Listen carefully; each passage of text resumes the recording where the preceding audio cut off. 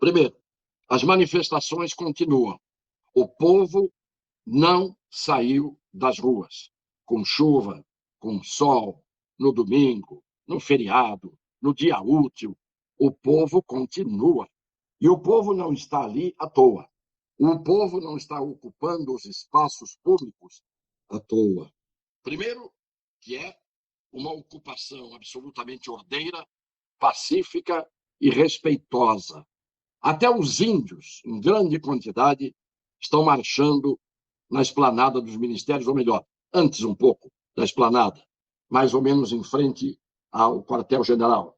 O povo está esperando, de forma espontânea, foi às ruas.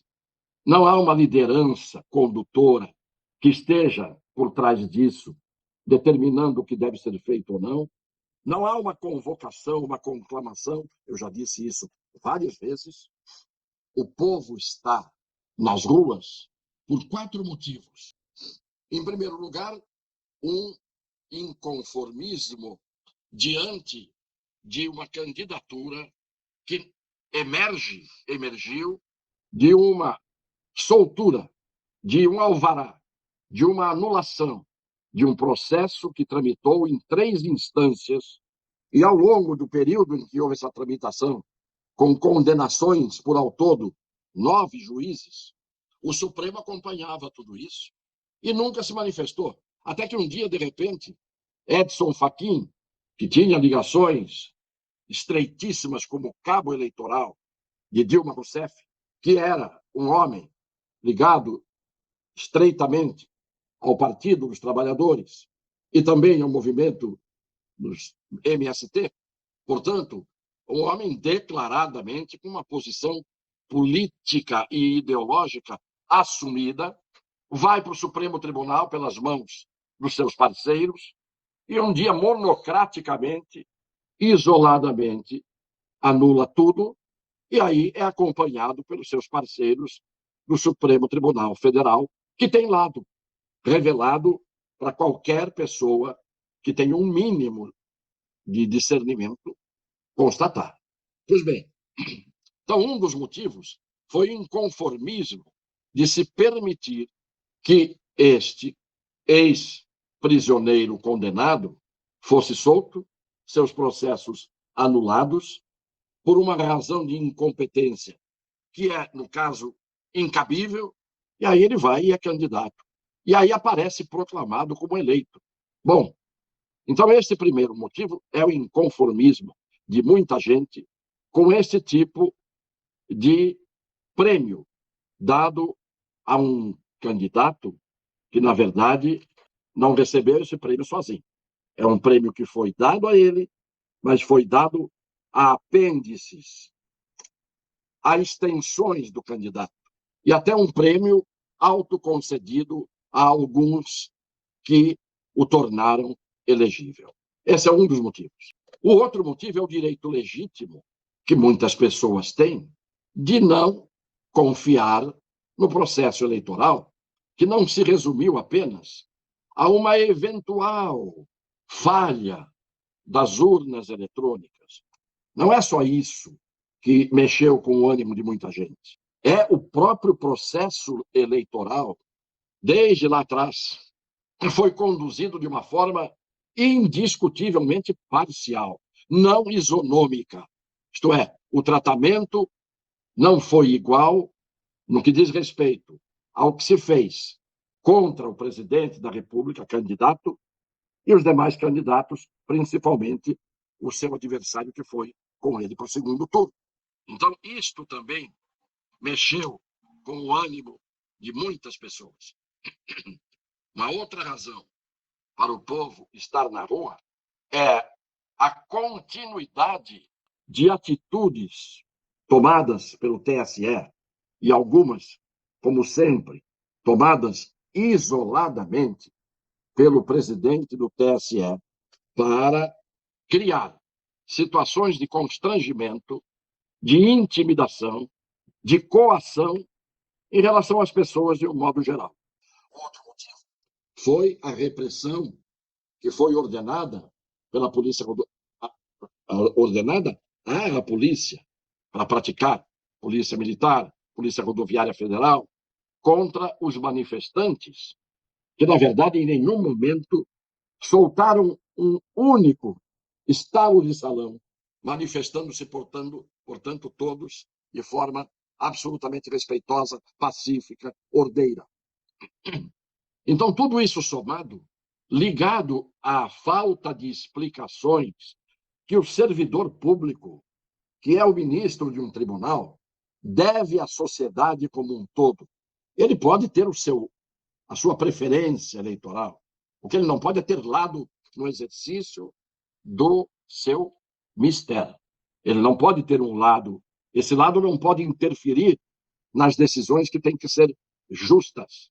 Aí eu pergunto, todos os funcionários, estou excluindo os ministros expressamente, todos os funcionários que trabalharam na apuração, na aferição dos votos, na preparação dos mecanismos de segurança, das urnas, etc., etc., etc., todos eram anjos imaculados e cidadãos acima de qualquer suspeita. Onde há seres humanos, pode haver a fraude, pode haver a manipulação, pode haver a tentativa ao menos, de interferência. Senão, não é preciso fazer uma lei dizendo que é crime impedir ou perturbar a eleição ou a aferição dos votos. Então, isto aqui está na lei. A lei admite que alguém pode violar o sistema de segurança. Mas a mais importante é o que vem depois.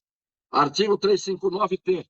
Não constitui crime previsto neste título, crime contra o Estado Democrático de Direito, contra a democracia, não constitui crime. E era bom que o presidente do TSE lesse isso com muita atenção. Claro que ele leu, claro que ele conhece. E é isto que agrava as medidas que ele toma. Não constitui crime previsto neste título a manifestação crítica aos poderes constitucionais, nem a atividade jornalística ou a reivindicação de direitos e garantias constitucionais. Tudo isso é lícito. Tudo isso é lícito.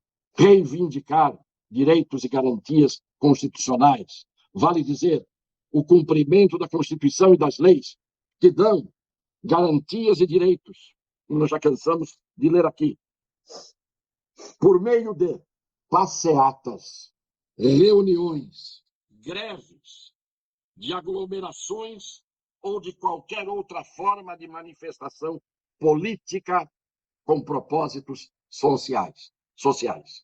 Vale dizer, sem o uso da violência, sem o uso da grave ameaça, que obrigatoriamente tem que estar presentes para caracterizar crimes contra o Estado Democrático de Direito, está aqui manifestamente escrito. Os senhores que não sabiam, as senhoras que não tinham conhecimento disso, avaliavam que esta lei está em vigor. Por que eu venho aqui e falo o que eu falo? Porque eu estou me usando, me valendo das leis, da Constituição. Eu não venho aqui para incitar ninguém, eu não venho aqui para mexer com os ânimos das pessoas negativamente. Não, eu sempre disse, eu venho aqui para dizer o que é justo, o que é o direito, e não o que é o torto. Então está aqui. Esse artigo diz de uma forma que parece que foi escrito de propósito para a situação que nós vivemos. Está aqui dizendo, não constitui crime, nada disso. Artigo 359 da Lei Penal. Então, quando a gente fica insubmisso e indignado, é porque a gente está do lado da lei.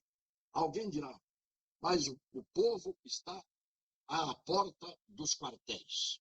Eu disse já que não há nenhuma proibição na lei de que o povo vá à porta dos quartéis. Salvo se ele praticar violência, salvo se ele praticar ameaça, salvo se ele investir contra os quartéis. Ah, mas eles estão à porta dos quartéis, então o povo está querendo que as Forças Armadas pratiquem violência ou ameacem. Não. O povo está querendo que, se não houver a ordem e a lei vigendo, o povo pede que se garanta a lei e a ordem.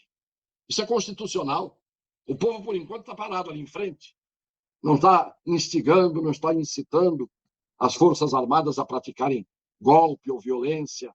O povo quer que se garanta a lei e a ordem. E a independência e a harmonia entre os poderes, o que não está acontecendo há um bom tempo, porque o Poder Judiciário, por sua cúpula, vem determinando medidas que afrontam o chefe do Poder Executivo e afrontam o Congresso Nacional.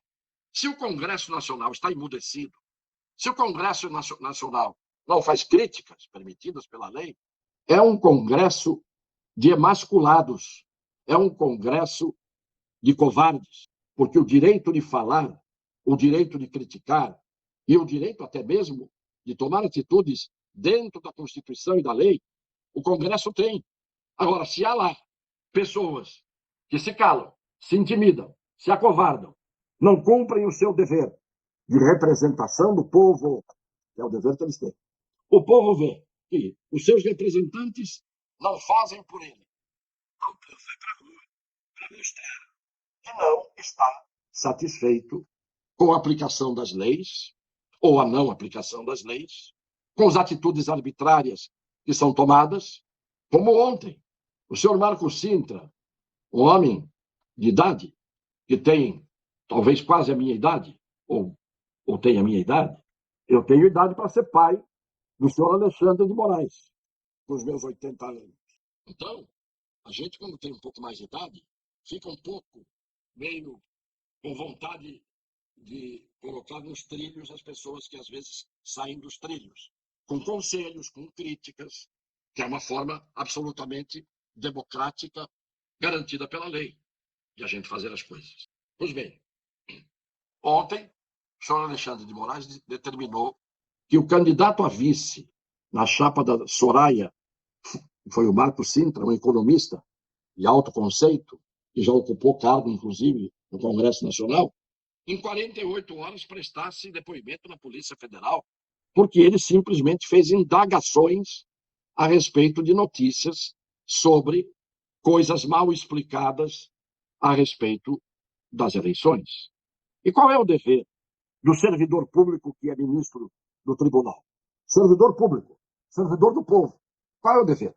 Dar todas as explicações, todas, cada detalhe, explicar tudo para deixar todo mundo convencido e não ficar dando canetadas, intimidando as pessoas. Aliás, o próprio Marco Aurélio Mello, ministro do Supremo, disse isso, só falta colocar nele uma mordaça. Meu caro meu, vamos lá. Brevíssima fala de hoje do ministro Marco Aurélio, que se aposentou no Supremo Tribunal Federal.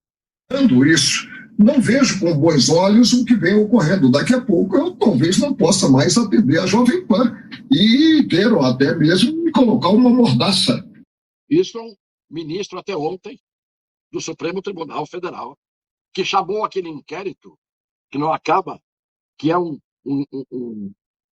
poço sem fundo, o fundo do poço de inquérito do fim do mundo. O próprio ministro Marco Aurélio está dizendo isso. Daqui a pouco eu não posso mais falar no rádio e vão me colocar uma mordaça. Então, o povo que está nas ruas não tem razão, de forma ordeira, pacífica, de estar ali protestando com a sua imagem. É a imagem, são as imagens que mostram o protesto. Esse é o problema da censura, mãe de todas as ditaduras. O problema da censura é esse. As pessoas acabam se autocensurando, acabam crispando os dentes e não falam, intimidadas. Isso é um absurdo. É um absurdo. Eu prefiro não estar vivo do que calar a boca quando a gente está falando coisas justas, certas, legais e, antes de tudo, constitucionais. Qual é o direito de julgar que pessoas que têm lado dentro de um processo político eleitoral podem ter? Até que ponto a paciência esgotou? A paciência esgotou, porque vão caçando, vão cancelando, vão censurando, vão emudecendo, e o pior, com a cumplicidade desses covardes jornalistas que não têm a capacidade de crítica, que não têm a capacidade de honrar os seus nomes. Um beijo no coração das pessoas de boa fé. Sem intimidação, sem medo, vamos adiante com o direito na mão, com a justiça na mente. É isto que é importante para todos nós e para o Brasil.